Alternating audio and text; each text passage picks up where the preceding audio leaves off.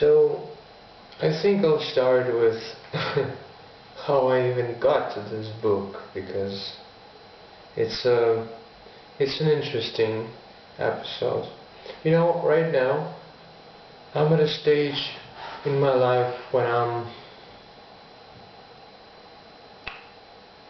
I understand that I can't always fight against my mind and win. So I need, logically speaking, to study it, to understand it, and to learn certain techniques and ways to live with it, to cooperate, so to speak. And so my mind right now is very eager on any keys to understanding the mind and communicating with yourself. So one time, me and my friends were playing a game where you had to take a piece of paper, one from a bunch, and each one has a question on it. And one of my friends was thinking on how to answer the question. And questions are usually something like where you have to give it a little bit of thought. So he was thinking and he was taking his time, so to speak, and the others in the group started rushing him, saying, "Say whatever comes to your mind." And at that moment I said that it doesn't come to your mind in a sequence. I said that in his defense. It comes all at once and lies like a map before you. And at that moment I saw a spark in my friend's eyes, and he said, "If you think like that, read the glass bead game. You will love it." And so naturally I was really eager to find this book and to read it. I remembered that in my personal library I have some books by Herman Hesse. I'm not sure if that's the correct pronunciation of his name, but I looked through them and I didn't find the glass bead game. So I went to the library, which is in itself a little adventure. It was very romantic. Yeah, it was in the library, and I took it and I read it in 2-3 days, because I have time right now. I don't want to get into it, but I have time right now. And yes, so this is how we get to the book itself. The book follows a life of a young man. Well, since the story follows a man from the time that he's studying in school until his death in late 40s or maybe even early 50s, the way I understood it. And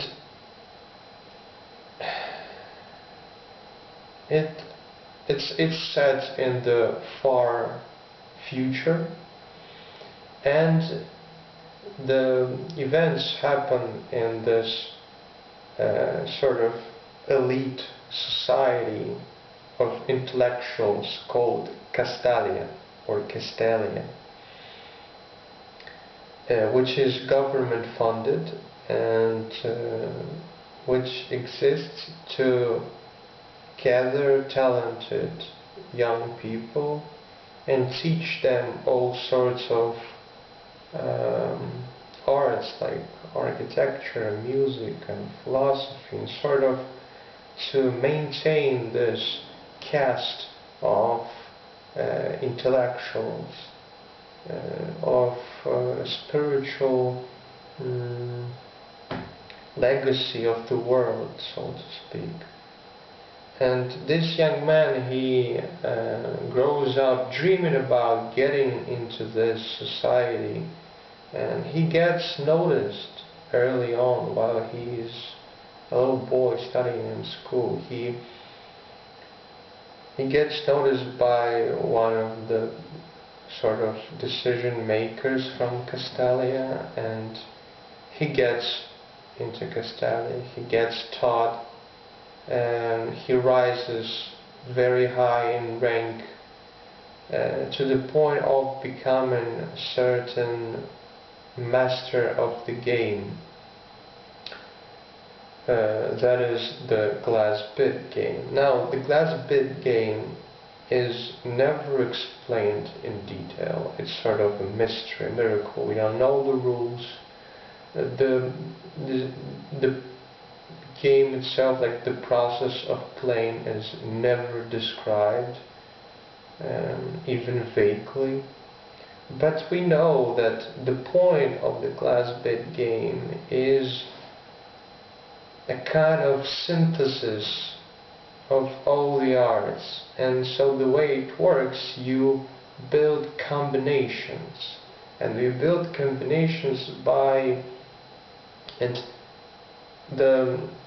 your goal when you play the game is to see connections between different arts and areas, the ones that are being taught in this society, and to sort of connect them, to show how connected they really are, to find similarities, parallels, sort of synchronicity, if you will. I mean, I know synchronicity is a different thing, word, but like connections. You find connections. And so it is built so to be able to play this game requires years and years of studying, deep knowledge of many different subjects. And so the main character, the hero of the story, he becomes the master of the game because he is really talented, and he becomes the master of the game at a very young age, which is unusual for this society. And along the way he encounters many interesting people, deep intellectual thinking individuals, and they have these conversations that are like chemical reactions, you know, you see them clash and merge and dissolve into another, and it is very fascinating. I mean, any great conversation is a gift, but and you get to so to speak observe smart people talk to each other, and it is very interesting. I mean, I found it interesting in particular as a young man, and the book itself, it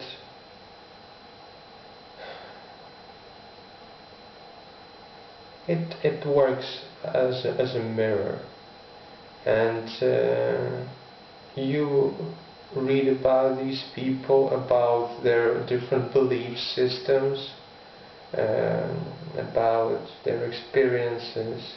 Later in the story, the main character starts to doubt the system, and yeah, he has his, I don't want to spoil it too much, But the thing is, he tests the system, he clashes with it, and it is very interesting. Not much does happen. Like, the only true big event is him getting into this school, this society, but other than that, it's just him, his thoughts and his conversations with others. So yeah, it is noticeably well written.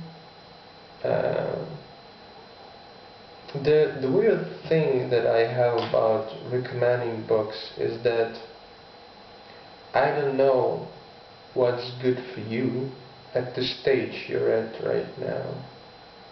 So I cannot really recommend you anything. It is a good book, and I liked it.